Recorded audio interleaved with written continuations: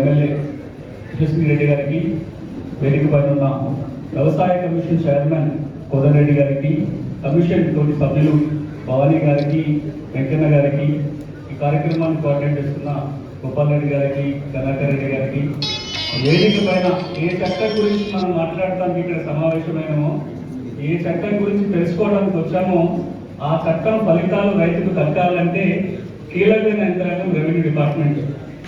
Revenue శాఖలో కీలకంగా వ్యవహరిస్తున్న జాయింట్ కలెక్టర్ గారికి, ఆర్డీఓలందరికీ, తహసీల్దార్లకి, ఇక్కడికి వచ్చిన మిగతా రెవెన్యూ సిబ్బంది కూడా రైతుల తరఫున ప్రత్యేకంగా ధన్యవాదాలు, కృతజ్ఞతలు. నాతో పాటు వచ్చిన అడ్వకేట్స్ ఉన్నారు, జీవన్, అభిలాష్, మల్లేష్, సందీప్, వాళ్ళందరూ ఈ రోజు ఇక్కడికి వచ్చినందుకు సంతోషపడుతూ ఎక్కువ సమయం తీసుకోను. అదేవిధంగా ఈ తెలంగాణ సమాజానికి ఇంకొక సుపరిచిత వ్యక్తి, వారు కూడా ఈరోజు మనతో పాటు ఉండడం, ఈ చట్టం రూపొందించినప్పుడు కూడా చాలా కీలకమైన సలహాలు ఇచ్చిన ప్రొఫెసర్ కోదండరామ్ గారికి కూడా ప్రత్యేకంగా ధన్యవాదాలు తెలుపుకుంటున్నాను. అదేవిధంగా కౌన్సిల్ ఇన్ఛార్జ్ ఝాన్సీ రెడ్డి గారికి, ఇక్కడ వేదిక ముందున్న అందరూ ప్రజాప్రతినిధులందరికీ కూడా లీడ్ సంస్థ తరఫున, మా అందరి తరఫున కూడా ప్రత్యేకంగా ధన్యవాదాలు. ఇక్కడ ఉన్న మీడియా మిత్రులకి ప్రత్యేకంగా రిక్వెస్ట్ ఏంటంటే, ఇంతకుముందు పెద్దలు కోదండరెడ్డి గారు చెప్పినట్టుగా భూభారతి చట్టం వచ్చిన తర్వాత జరుగుతున్న ఒక మొదటి అవగాహన సదస్సు కాబట్టి ఇక్కడ ఉన్న రైతులకు మాత్రమే కాదు, ఈ కాన్స్టిట్యూన్సీలో, జిల్లాలో, రాష్ట్ర వ్యాప్తంగా ఈ చట్టం మీద తెలియాలంటే మీరు కీలక పాత్ర వహిస్తారు కాబట్టి వచ్చిన మీడియా మిత్రులందరికీ కూడా ప్రత్యేకంగా ధన్యవాదాలు. దీన్ని మరింత ప్రజల్లోకి తీసుకెళ్ళాలని కోరుకుంటున్నాం. నాకు చెప్పింది ఏంటంటే, ఇది ఇనాగరల్ సెషన్ లో కొంత అందరూ మాట్లాడిన తర్వాత మళ్ళీ మీ అందరితో కూడా క్వశ్చన్ ఆన్సర్స్ ఉంటాయి, వివరంగా మళ్ళీ తర్వాత మాట్లాడుకోవచ్చు కాబట్టి లోతుకు వెళ్ళను. చట్టంలో ఉన్న కీలక అంశాన్ని చాలా క్లుప్తంగా ప్రస్తావించి ముగిస్తా, ఈ తర్వాత మీకు వాళ్ళు మాట్లాడతారు. రైతుగా, భూమి ఉన్న వాళ్ళుగా ఆ భూమి మీద హక్కులు అనుభవించాలి అంటే ఓ 100 ఏళ్ల కిందనో, 50 ఏళ్ల కిందనో, ఇంకో 20 ఏళ్ల కింద వరకు కూడా కాగితం ఉన్నా లేకుండా పెద్ద ఇబ్బందులు లేకుండా ఉంటాయి. భూమి ఉంది, దున్నుకుంటాం, బ్రతుకుతాం, వ్యవసాయం చేస్తాం, పంటను అమ్ముకుంటాం, కాగితం ఉన్నా లేకపోయినా పెద్ద బలం వల్లే. అంటే పన్ను కట్టిన రసీదు జేబులో పెట్టుకుంటే పన్ను రసీదే పట్టా కాగితం అంత భరోసా ఉండేది. కానీ మనం చట్టాలు చేసుకుంటూ పోయినాం, కొత్త కొత్త రికార్డులు తీసుకొచ్చినాం. కేవలం పన్ను వసూలు కోసం చేసుకున్న రికార్డులన్నీ మన తలరాత్రను రాయటం మొదలుపెట్టినాయి. ఈ రోజున ఎట్లాంటి పరిస్థితులు ఉన్నామంటే, భూమి ఉంటే రికార్డు లేకపోతే ఆ భూమి మనది కాదు అనే పరిస్థితి వచ్చింది. ఇంకొంచెం అడుగు ముందుకే చెప్పాల్సి వస్తే భూమి లేకున్నా పర్వాలేదు, కాగితం ఉంటే చాలు అనే దశకు చేరుకున్నాం. తెలంగాణ రాష్ట్రంలో 124 భూమి చట్టాలు ఉన్నాయి, 40కి పైగా భూమి రికార్డులు ఉన్నాయి. మంబి కావచ్చు, పానీ కావచ్చు, సేట్ కావచ్చు, కాస్తా, ఇలా లిస్ట్ చెప్పుకుంటూ పోతే 40 రికార్డులు ఉంటాయి. ఈ రోజున రైతాంగం తాము చేసుకుంటున్న భూమికి ఫలితాలు అనుభవించాలన్నా, ఆ భూమికి పంట రుణం తెచ్చుకోవాలన్నా, రైతు భరోసా రావాలన్నా, ఆ భూమికి సంబంధించి ఏ అమ్మకాలు కొనుగోలు చేయాలన్నా, పిల్లలకు వారసత్వంగా భూమి ఇచ్చుకోవాలి, ఏది చేయాలన్నా భూమి ఉంటే సరిపోదు. చేతిలో పట్టా ఉందా లేదా, ఇరున్నా చాలు. నీకు పట్టా ఉందని, నీకు భూమి ఉందని కంప్యూటర్లో ఉన్న రికార్డులు, రెవెన్యూ కార్యాలయంలో ఉన్న రికార్డుల పేరు ఉంటే తప్ప మనకు ఇవన్నీ చేసుకోలేని పరిస్థితి. అందుకే ఒక నినాదం చెప్తూ వస్తున్నాం చాలా కాలంగా. రైతులందరూ గుర్తుపెట్టుకోవాల్సిన అంశం చట్టం దృష్టిలో, స్వాధీనంలో భూమి, చేతిలో పట్ట, రికార్డుల్లో పేరు ఉంటేనే భూమి హక్కులకి భరోసా. దురదృష్టం ఏంటంటే, ధరణి వచ్చిన తర్వాత ఈ మూడింట్లో ఏదో ఒకటి మిస్ అయింది. స్వాధీనంలో భూమి అయితే ఉంది కానీ చేతికి పట్టా రాలే, చేతికి పట్టా వచ్చింది కానీ రికార్డులో హక్కులు ఉన్నాయి. విస్తీర్ణ మాయమైంది, విస్తీర్ణ తగ్గిపోయింది, సర్వే నెంబర్ తప్పు పడ్డది, పట్టా భూమి ప్రభుత్వ భూమి పడ్డది. అట్లా నేను చార్టారంత లిస్ట్ ఉంది. ధరణి రాకముందు 75 రకాల సమస్యలు ఉంటే ధరణి వచ్చినాక 125 రకాల సమస్యలుగా మారిపోయింది. కరోనాకి టీకా కలిపితే కొత్త రోగాలు వచ్చినట్టుగా ఉన్న సమస్యలు తీర్చడానికి పోతే 45 సమస్యలు వచ్చి పడ్డాయి. పోనీ ఆ సమస్యలు తీర్చుకోవడానికి ఇబ్బందులు ఉన్నాయి. ఇంతకుముందు పెద్దలు కోదండరెడ్డి గారు డైరెక్ట్ ఇబ్బందులు చెప్పారు. నా భూమి నా పేరు బదులు వేరే వాళ్ళ పేరు పడింది, ఏం చేయాలి? సమస్యకు పరిష్కారం లేదు, రెవెన్యూ యంత్రాంగానికి అధికారంగా లేవు, కోర్టుకు పోవాలి. నా పేరు సునీల్, పట్టణంగా సునీల్ బదులు అనిల్ పడినా సరే నేను కోర్టుకి వెళ్ళి ఉత్తర్వులు తెచ్చుకోవాలి. నా భూమి నా అనుభవంలోనే ఉంది. ఏవైతే ఇప్పటిదాకా జిల్లా కలెక్టర్లు లేకపోతే సిసిఐ చేస్తున్న పనులు కూడా ఆర్ఓ చట్టంలో ఎక్కడ లేదు. దాదాపుగా 21 లక్షల మంది ధరణి వచ్చినప్పటి నుంచి ఇప్పటిదాకా మాకు సమస్యలు ఉన్నాయని దరఖాస్తు పెట్టుకున్నారు. ఒకరిద్దరు కాదు, 21 లక్షల మంది 2020 అక్టోబర్ నుంచి నిన్న మొన్నటి దాకా దరఖాస్తుల సంఖ్య 21 లక్షలు. అంటే ఎంత సమస్య తీవ్రత ఉంది. ఇది చాలా కీలకమైన సమస్య. తెలంగాణ రైతాంగంలో భూమి సమస్య తీర్చకపోతే మిగతా ఏది సాధ్యపడదు. ఈ ధరణి సమస్య తీర్చాలి అంటే చట్టం మారితే తప్ప సాధ్యపడదు. ఒక కంక్లూజన్కి వచ్చిన పెద్దలైతే ముందు ధరణి కమిటీ ప్రస్తావన చేశారు. అందులో పెద్దల చైర్మన్ కోదండ రెడ్డి గారు ఉన్నారు, మీరు ఉన్నారు. ఒక అభిప్రాయానికి ఏంటంటే ధరణి సమస్య తీరాలంటే కొత్త చట్టం కావాలి. కొత్త ఆర్ఓఆర్ చట్టం వస్తే తప్ప సమస్యల పరిష్కారం కాదు అని ఆలోచన వచ్చిన తర్వాత గౌరవ ముఖ్యమంత్రి గారి చొరవ వల్ల గడిచిన సంవత్సర కాలంగా ముఖ్యమంత్రి స్థాయిలో ఉంటూ భూమి అంశాల మీద ఇన్ని మీటింగ్లు జరగడం ఎప్పుడు చూడలేదు. వారు ముఖ్యమంత్రిగా ఛార్జ్ తీసుకున్నాక 3వ రోజు 4వ రోజు అనుకుంటా భూముల మీద సమావేశానికి పిలిచారు. అప్పటి నుంచి ఇప్పటిదాకా చట్టం వచ్చేంత వరకు కూడా కొన్ని గంటల పాటు ప్రతిసారి ఈ సమస్యను అధ్యయనం చేస్తూ ఏం చేయాలని గైడ్ చేస్తూ ఈ రోజు చట్టం రావడానికి ఒక ప్రధాన కారణం ఎవరంటే మనం అందరం కూడా ఒకసారి గట్టిగా చెప్పడంతోటి మన ముఖ్యమంత్రి గారికి చెప్పాలి. ఆ తర్వాత శ్రమపడ్డ వ్యక్తులలో గౌరవ రెవెన్యూ మంత్రి గారు పెద్దలు కోదండ రెడ్డి గారు, వారైతే నాకు ఇంకా గుర్తు, ఎప్పుడో పోయిన సంవత్సరం డిసెంబర్లో కమిటీ వేసినప్పటి నుంచి ప్రతిసారి ఏ అంశం లేట్ అయినా వారు లీడ్ తీసుకుంటారు. ఇది జరగాలి, కమిటీ మీటింగ్ పెట్టాలి, ఈ చట్టం రావాలి, దీనికి నెక్స్ట్ ఇది జరగాలి అని వారు సంవత్సర కాలంగా వెనకాలంటే శ్రమపడటం వల్ల ఈ రోజున మనం ఈ రోజు చట్టం చూస్తున్నాం. ఇక పేరు చెప్పడం చాలా ఉంటాయి, కానీ ఒకసారి ఈ భూభారతి 6 చట్టానికి కారకులైన, ఈ చట్టం తేవడానికి కారకులైన ప్రతి వాళ్ళని గుర్తుగా ఒకసారి వాళ్ళందరికీ ధన్యవాదాలు చెప్తూ చెప్పడం పెడితే చట్టం గురిస్తా.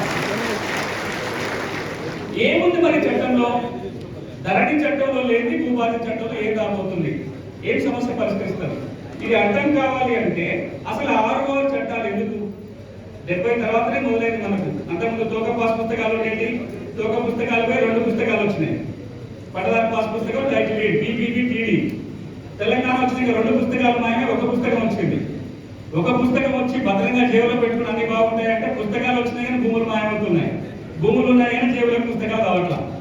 ఎందుకు వచ్చింది ఈ సమస్య మనం ఆలోచిస్తే, నేను ఎంతమంది అనగా ఒకప్పుడు రైతుకు ఏ కాగితం ఏ రికార్డు పన్ను ఉండేది కాదు. రాజుల కాలంలో పన్ను వసూలు చేసుకోవడానికి రికార్డు రాయడం మొదలు పెట్టారు. భూముల్ని కొలవడం, ఆ భూమి ఎవరి దగ్గర ఎంత పన్ను వసూలు చేయాలో రికార్డు తయారు చేసుకునేది. అవే సేతు వారు, అదే గ్రామ రక్ష, అవే టిప్పర్లు కొలిసిరు, ఎవరి దగ్గర పన్ను ఎంత వసూలు చేయాలో రాసుకున్నారు. పన్ను వసూలు చేయడం కోసం ప్రతి సంవత్సరం ప్రతి ఏడాది జవాబు చేసి లెక్కలు రాసుకొని ఒక 30-40 రిజిస్టర్లు రాసుకోవాలి. పరాని మిగతా లెక్కలన్నీ రాసి పన్ను వసూలు చేసుకుంటాం. ఈ 2 రికార్డులే ఉండేవి. భూమి ఉంటే పన్ను రసీదు ఉందా లేదా చూసుకునేటోళ్ళం, పహానిలో ఉందా లేదా చూసుకుంటాం. తర్వాత ఏమైంది, ఎప్పటికప్పుడు ఏ ఊళ్ళో ఏ భూమికి ఎవరు యజమానో పక్క రికార్డు తయారు చేయాలి. అట్లా తయారు చేయకపోతే పన్ను వసూలు ఇబ్బందులు వస్తాయని 1936లో నిజాం కాలంలో మనం ఫస్ట్ 6వ చట్టం తెచ్చుకున్నాం. ఆ చట్టం ఉద్దేశం ఏంటంటే ఏ రెవెన్యూ గ్రామానికి ఆ గ్రామంలో ఎవరెవరికి ఎంత భూమి ఉంది అని ఒక లిస్టు తయారు చేసుకొని భూమి యజమానుల రికార్డు తయారు చేసి మొదలు పెట్టారు. ఆ తర్వాత వచ్చింది మనం హైదరాబాద్ రాష్ట్రంగా ఉన్నప్పుడు 1948లో ఒక 6వ చట్టం వచ్చింది. దాని కింద తయారు చేసుకున్న హక్కుల రికార్డు ఈ రోజు కూడా కీలకమైన డాక్యుమెంట్. మనందరం వింటున్నాం పేరు కాసరా పహాని. కాసరా పహాని 48 6వ చట్టం కింద తయారు చేసుకున్న ఒక హక్కుల రికార్డు. ఉమ్మడి రాష్ట్రంలోకి వచ్చినాం. 71లో మరొక 6వ చట్టం వచ్చింది. 89 నుంచి అమలు చేసుకుంటూ వస్తే అప్పుడు వచ్చిన చట్టాల కింద వచ్చిన పుస్తకాలే 1B రిజిస్టరు, చేతిలో వచ్చిన 2 పుస్తకాలు. తెలంగాణ వచ్చింది, రికార్డులో తప్పులు ఉన్నాయి, వాస్తవమైన భూ యజమాని రికార్డులో లేడు, భూమి పొజిషన్కి 1Bకి లెక్క కుదరట్లేదు, భూమి ఉన్నాయని చేతిలో పాస్బుక్ లేదు. ఇవన్నీ సమస్యలు తీర్చాలని ఒక భూ రికార్డు ప్రక్షాళన చేపట్టి ఆ సవరించిన రికార్డుని కొత్త వెబ్సైట్ లో పెట్టి ఒక కొత్త 6వ చట్టం వచ్చింది. ఆ చట్టం కింద వచ్చిన హక్కుల రికార్డే ధరణి. 1B స్థానంలో ధరణి వచ్చింది. కానీ 1Bనేమో చాలా పెద్ద ఎత్తున గ్రామాలలో 5-6 ఏళ్ల పాటు గ్రామ సభలు పెట్టి దరఖాస్తులు తీసుకొని విచారణ చేసి 1B తయారైంది. కాసరా పాలన అట్లనే తయారైంది. కానీ ధరణి తయారవుతున్నప్పుడు ఊరికి ఒక 10 రోజులు టైం ఇచ్చి అక్కడ ఉన్న రికార్డు వెరిఫై చేసి అన్ని బాగానే ఉన్నాయని రికార్డు ఎక్కియడం వల్ల చాలా సమస్యలు వచ్చి పడ్డాయి. పోనీ అందులో ధరణి కష్టాలు తొలగించాలి అంటే ఈ అధికారులకు ఎవరికి అధికారం లేకుండా పోయినాయి. చాలా వాటికి పోటీ తప్ప రెవెన్యూ యంత్రాంగం పరిష్కారం చేసే అవకాశం కూడా లేదు. ఈ రోజున ఈ హక్కుల రికార్డు ఏదైతే ఉందో అందులో భూమి ఉన్న వాళ్ళకి పేరు ఉండటం కీలకం. ఇది ఉంటేనే అన్ని సాధ్యమవుతుంది. ఇప్పుడు ఇంత కీలకమైన రికార్డు కొత్త చట్టం అయితే ఏం కాబోతుంది అని ఒక 3 ముక్కలలో చెప్తా. ఒకటి, ఎవరికైతే భూమి ఉందో ధరణిలో తప్పులుగా నమోదైన వాళ్ళు కావచ్చు, భూమి నుండి ధరణికి ఎక్కని వాళ్ళు కావచ్చు, భూభారతి చట్టం వచ్చిన తర్వాత సెక్షన్ 4 ప్రకారము మనం దరఖాస్తు పెట్టుకుంటే ఇక్కడ కూర్చున్న అధికారాలు వస్తాయి, ధరణిని సవరించవచ్చు, ధరణిలో ఎక్కించవచ్చు. ధరణికి అంతా భూభారతిగా మారుతుంది. భూభారతిలో భూమి ఉన్న వాళ్ళ ప్రతి పేరు ఎక్కడానికి అవకాశం ఉంది. అలా ఎక్కడి వాళ్ళు దరఖాస్తు పెట్టుకుంటే వీళ్ళ చేతిలో అధికారం ఉంటుంది. ఒక ఆర్డర్ పాస్ చేస్తే ఎక్కించవచ్చు. ఈ రోజు కూడా దాదాపుగా 18 లక్షల ఎకరాల భూమి ఇంకా ధరణికి ఎక్కలే, అంటే హక్కుల రికార్డుకి ఎక్కలే. భూభారతి చట్టం వస్తే ఆ 18 లక్షల ఎకరాలు ఏవైతే రైతులు ఉన్నారో వాళ్ళు రికార్డుకి ఎక్కే అవకాశం ఉంటుంది. ఎవరైతే 20 లక్షల మంది నాకు సమస్యలు ఉన్నాయని కూడా చెప్పుకున్నారో, ఎవరి సమస్యలు అయితే ఇంకా తీరలేదో వాళ్ళందరూ మళ్ళీ దరఖాస్తు పెట్టుకుంటే ఈ సమస్య తీర్చడానికి ఈ చట్టం అవకాశం కల్పిస్తుంది. ఇది మొట్టమొదటి. ఇక రెండోది, ఇప్పుడు మన హక్కులు వస్తుంటాయిగా కొత్తగా, నేను అమ్ముకుంటా, లేదా భూమి కొంటా, లేదా మా నాన్న గారి పేరు నా పేరు పట్టా మారాలి, లేదా నాకు ఆర్డీఓ గారు వార్డ్స్ ఇచ్చారు, లేదా నాకు ఒక లావణి పట్టా వచ్చింది, లేదా నాకు సాధారణ ఫాదర్ 30 ఉంది. రకరకాల మార్గాల ద్వారా భూమి వచ్చినప్పుడు ఏం జరగబోతుంది? ఇప్పుడు ఏం జరుగుతుంది? నేను అమ్మకాలు కొనుగోలు చేయాలన్నా, వారసత్వంగా చేయాలన్నా ధరణిలో స్లాట్ బుక్ చేసుకోవాలి, తహసీల్దార్ దగ్గరికి పోవాలి, ఏ ఎంక్వైరీ ఉండదు. రిజిస్ట్రేషన్ అయితే ఆయన రిజిస్ట్రేషన్ చేస్తాడు, వెంటనే రికార్డు మారుస్తాడు. వంశపారంపర్యంగా భూమి వస్తే కనుక నేను ఒక జాయింట్ స్టేట్మెంట్ రాసుకొని స్లాట్ బుక్ చేసుకోవాలి, తహసీల్దార్ ఏ విచారణ ఉండదు, రికార్డు మార్చుకోవచ్చు. ఇంకొన్ని రకాలుగా భూమి వస్తే మార్చే అవకాశం లేదు. నాకు 30 ఉంది, నాకు ఓఆర్సీ ఉంది, నాకు 38 ఉంది. ఈ సర్టిఫికేట్ ఏమున్నా సరే ఆర్ఓఆర్కి ఎక్కించి పాస్బుక్ ఇవ్వాలంటే చాలా చిక్కులు వస్తున్నాయి. ఇప్పుడు కొత్త చట్టం ఏమంటుందంటే 3 కీలకమైన సెక్షన్స్ వచ్చినాయి కొత్త చట్టంలో. సెక్షన్ 5, 7, 8 ఈ 3 ఈ చట్టంలో చాలా కీలకమైన సెక్షన్స్. సెక్షన్ 5 ఏమంటుందంటే ఇప్పుడు మనం భూమి అమ్ముకోవాలనుకుంటే మన కాగితం మనమే రాసుకోవచ్చు. ఇప్పుడు ఆ వెసులుబాటు లేదు. తహసీల్దార్ దగ్గరికి పోతే రిజిస్ట్రేషన్ అయిపోతుంది, ఎప్పటిలానే మ్యూటేషన్ కూడా చేస్తాడు. కానీ ఎవరైనా తప్పుడుగా రిజిస్ట్రేషన్ జరిగినా, అన్ని హక్కులు పోయి అమ్ముకున్నాం, లేదా నా భూమిని మీకు అమ్మినా, మీరు మ్యూటేషన్ చేయించుకోలే, నా పేరేంటి కొనసాగుతుంది, నేను తీసుకెళ్ళి మన ఆర్డీఓ గారికి అమ్ముతున్నా, లేదా జేసీ గారికి అమ్మినా, ఇప్పుడు ఆపడానికి అవకాశం లేదు. కానీ కొత్త చట్టం వస్తే మ్యూటేషన్ మీద అభ్యంతరం ఉంటే మనం అప్పీల్ చేసుకునే అవకాశం వస్తుంది. ఇక మనకు వంశపారంపర్యంగా భూములు వచ్చినప్పుడు చాలా తగాదాలు వస్తున్నాయి. ఊళ్ళో 2 వారసులు ఉన్నారు, ఇంకొక 2 ఎక్కడ పట్టణంలో ఉంటారు. ఈ 2 పోయి నేనే వారసులు అని చెప్పి స్టేట్మెంట్ ఇచ్చినా సరే విచారణ చేసే అధికారం ఆర్డీఓ గారి కానీ తహసీల్దార్ గారికి లేదు. కాబట్టి ఆ 2 దగ్గర పట్ట మారిపోతుంది, ఎప్పుడో మిగతా వారసులు తెలుస్తుంది. కొత్త చట్టం ఏమంటుందంటే మన కనుక వంశపారంపర్యంగా భూములు కనుక వస్తే మనం దరఖాస్తు పెట్టుకుంటే మిగతా వారసులకు నోటీసులు ఇవ్వాలి, ఎంక్వైరీ చేయాలి, ఆర్డర్ పాస్ చేసిన తర్వాతనే మ్యూటేషన్ చేయడానికి వీలు పడుతుంది. తప్ప నేను దరఖాస్తు పెట్టుకోగానే ఏ విషయాలు లేకుండా ఇక మ్యూటేషన్ జరగదు వారసత్వంగా భూమి వస్తే. మరి కాలయాపన జరిగితే నెలల కొద్ది పెండింగ్ లో పెట్టుకుంటే అందుకే చట్టం ఏమంటుందంటే ప్రభుత్వం నిర్దేశించిన టైంలో మ్యూటేషన్ అయిపోవాలి. ఆ టైంలో కనుక తహసీల్దార్ మ్యూటేషన్ చేయకపోతే కంప్యూటర్లోనే ఆటోమేటిక్గా మ్యూటేషన్ జరుగుతుంది, అభ్యంతరం ఉంటే అప్పీల్ చేసుకోవచ్చు. ఇది రెండోది. ఇక మూడోది ఏంటంటే ఇతర మార్గాల ద్వారా భూమి వస్తే మన చేతిలో 30 ఉంది, పీటీలకు ఇచ్చిన 38 ఉంది, ఓఆర్సీ ఇనామం ఉంది, ఓఆర్సీ ఉంది, లేదా కోర్టు ఆర్డర్ ఉంది, సివిల్ సర్టిఫికేట్ ఉంది. ఇట్లాంటి సందర్భాలలో ఆర్టీఓకి దరఖాస్తు పెట్టుకున్నట్లయితే ఆయన మనకు పాస్బుక్ ఇచ్చే అవకాశం సెక్షన్ 8 కింద ఉంది. ఈ 3 కీలకమైనవి. ఇక ఇవి కాకుండా తెలంగాణలో సాదా పరిణామాలు చాలా ఉన్నాయి. లక్షల మంది తెల్ల కాగితాల మీద, స్టాంప్ కాగితాల మీద భూములు కొనుక్కున్నారు, పట్టాలు ఇచ్చుకుంటూ వచ్చినా ఈ రోజు కూడా ఒక 9 లక్షల దరఖాస్తులు ఇంకా పెండింగ్ లో ఉన్నాయి. 2020లో దరఖాస్తులు తీసుకున్నారు. ధరణి చట్టంలో నిబంధన లేదు కాబట్టి ఎంక్వైరీ కాకుండా పక్కన పెట్టారు. భూభారతి చట్టం రాగానే ఈ 9,24,000 దరఖాస్తులని విచారణ చేసి అర్హులకి పాస్ పుస్తకాలు జారీ చేసే అధికారం ఆర్డీఓలకు వస్తుంది. సెక్షన్ 6 ప్రకారం ఈ సాధారణ పరిష్కారం కూడా ఈ సెక్షన్ కింద చేసుకోవచ్చు. అంటే మేజర్ ఇష్యూస్ అన్ని దీంట్లో అవుతాయి.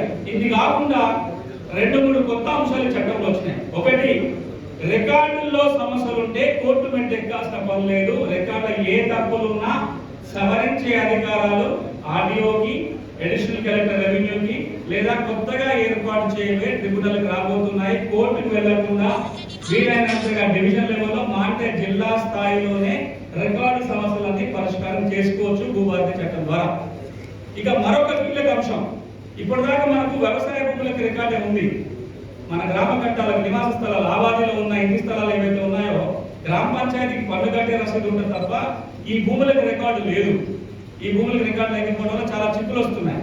ఈ చట్టం ఏమంటుందంటే రాబోయే రోజులలో గ్రామ కంఠము ఆవాదులను కూడా సర్వే చేసి ఇంటి స్థలాలను కూడా వ్యవసాయ భూములకు ఎట్లయితే పాస్ పుస్తకాలు ఉన్నాయో అలాంటి ఇచ్చే అవకాశం ఈ చట్టం కల్పించడం జరిగింది.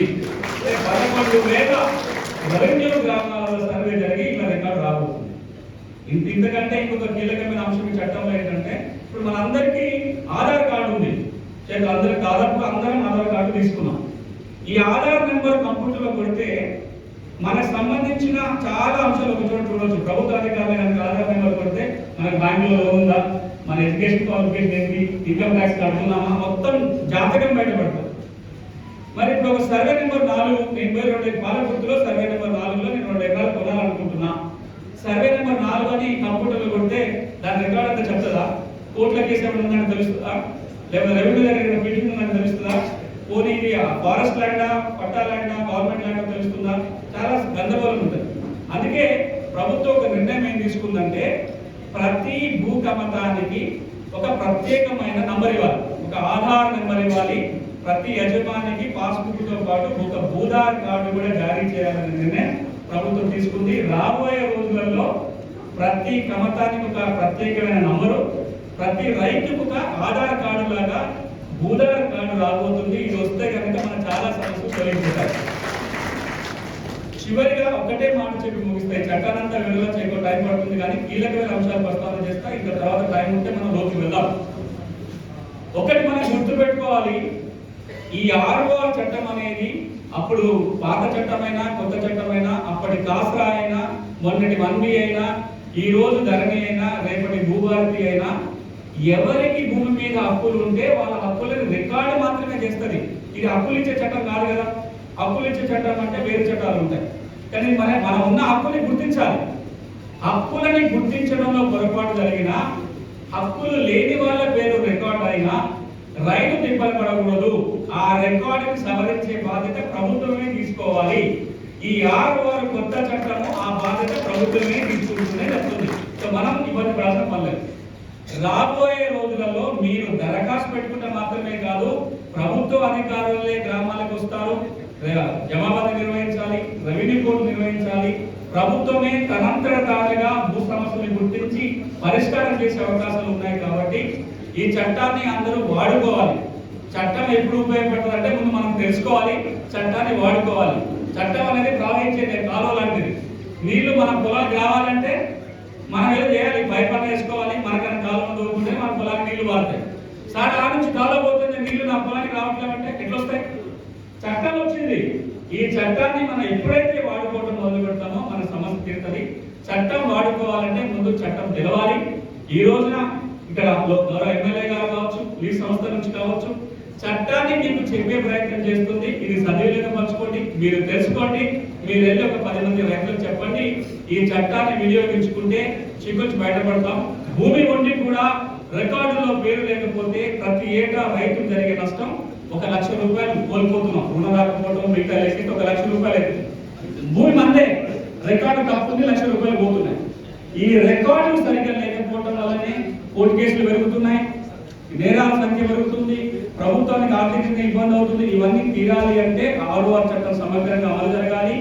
స్వాధీనంలో భూమి ఉన్న ప్రతి రైతు చేతిలో పట్టా రావాలి. ఆ పట్టా ఉన్నవైతే రికార్డు రావాలి. అలా చేసే దిశగా ఈ భూభారత చట్టం ఉపయోగపడడానికి తీర్చిదిద్దబడింది. రాబోయే రోజులలో రైతాంగం యొక్క కష్టాలు ఈ చట్టం ద్వారా తీరుతాయని ఆశిస్తూ ఈ అవకాశం కల్పించిన గౌరవ ఎమ్మెల్యే గారికి, మిగతా పెద్దలందరికీ కూడా మరొకసారి పేరు పేరున ధన్యవాదాలు తెలుపుకుంటూ థ్యాంక్ యూ వెరీ మచ్. ఇంకో విషయం కూడా, ఈ భూభారత చట్టం